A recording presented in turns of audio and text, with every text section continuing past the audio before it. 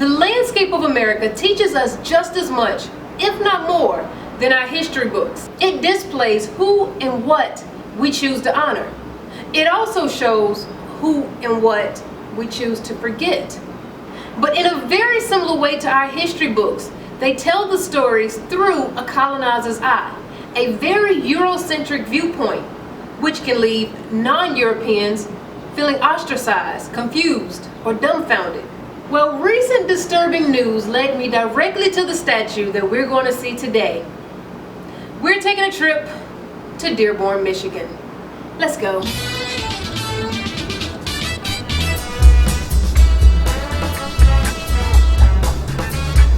In the front of City Hall in Dearborn, Michigan sits a tall statue honoring Orville Hubbard. Orville Hubbard was the mayor of Dearborn for over 36 years and known as being very detail-oriented and organized, but known even more so as being the biggest segregationist. Or Detroit, out here in Dearborn, where some real Ku Klux Klan live.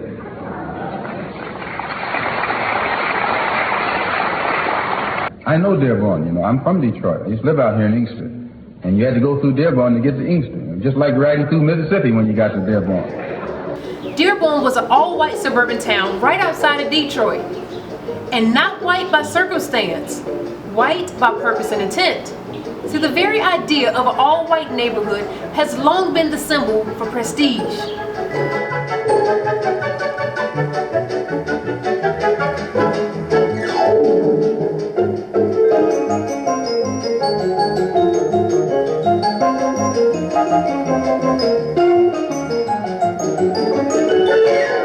Up until 1948, American law stood behind Orville's racist actions by prohibiting blacks from buying property in white neighborhoods. The law was changed, but the tactic to prevent blacks from taking up residence were not. Tactic number 1. Orville Hubbard fought against rental housing developments that would attract blacks to Dearborn with the slogan, "Keep Negroes out of Dearborn." Clever slogan. Tactic number 2. If blacks moved to Dearborn, in the words of Hubbard, we would respond faster than a fire.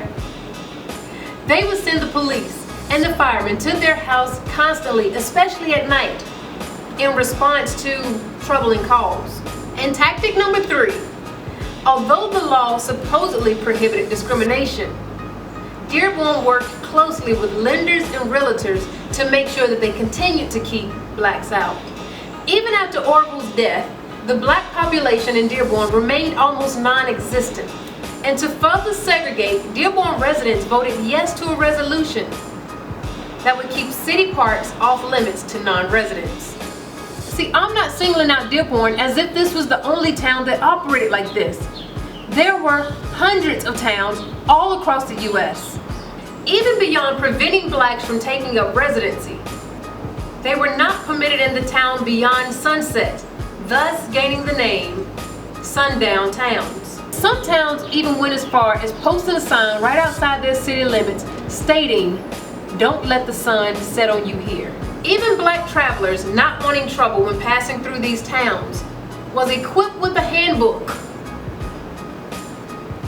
The traveling guide provided locations that were acceptable for blacks to stop. Often when people reflect on history, they view it as isolated stories. But I beg to differ. History and the present, it's very interdependent. Although we no longer see signs stating an all-white neighborhood, the mentality hasn't changed. Many parts of America still operate in the same manner as Orville Hubbard. This is the 911 call that sparked a major case of mistaken identity. I've seen some suspicious person walking around in my neighbor's yard. There was a black kid with, looked like dreadlocks. He walked down beside the house and looked like he may have walked in the house. Okay, all right, we'll get someone to check it out. It was like, put your hands on the door. I was like, for what? I was like, this is my house. When this teenage boy who was carrying nothing but soda and Skittles was shot and killed by a neighborhood watch captain. Because you're accusing him. Just because he's black doesn't mean he's here to rob a house. See, recent news continue to show that the mindset of America has changed very little from that of Orville Hubbard or so many other small towns. But even more disturbing than a statue of a segregationist still standing as a symbol of honor representing the hypocrisy in America is blacks buying into the same mentality. More blacks feel privilege and prestige for being one of the few that fight to live and be accepted in an all-white neighborhood, and they wear it as a badge of honor. It's an example of seeing the world through a colonizer's eye, a very Eurocentric view, which means no matter the reality, you will view living amongst your own race as bad, which means you too will begin to feel that a high percentage of blacks moving into your neighborhood will cause you to relocate.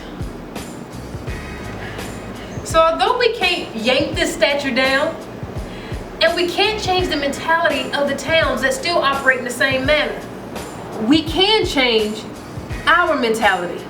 Explain to your kids the history so that they can understand the root of the mentality in America. Because when they understand that, they can better understand why they see what they see in the news, on television.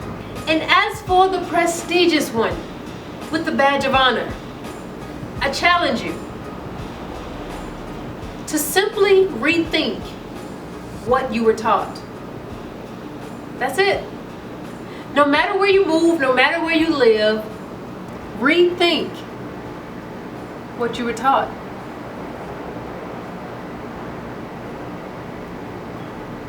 Till next time.